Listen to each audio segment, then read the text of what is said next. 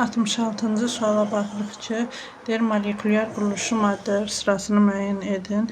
Maddələr bilirsiniz ki, iki cür quruluşda var. Molekulyar quruluş, bir də ki, qeyri-molekulyar quruluş. Molekulyar quruluş molekul, kristal qəfəsinə aid olan maddələrdir. Qeyri-molekulyar quruluş isə atom, ion və metal kristal qəfəsinə aid olan maddələr aiddir. Buradan A variantından silisium O2, bor, karbon, silisium bilirsiniz ki, atom kristal qəfəsini yaradır. Silisium O2 də atom kristal qəfəsinə aiddir. Natrium HCO3 isə ion kristal qəfəsidir. CO2 molekul kristal qəfəsidir, molekulyardır.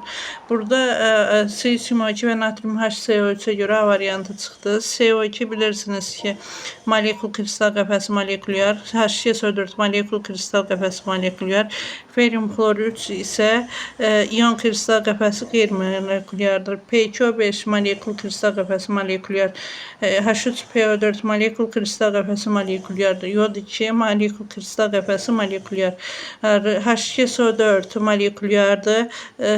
Kalium 2SO4 ion kristal qəfəsi qeyri-molekulyar, H-xlor molekul kristal qəfəsi molekulyar, H-xlor molekuldur, CO2 molekuldur, kalium OH isə iondur, qeyri-molekulyardır. Doğru cavab C variantı.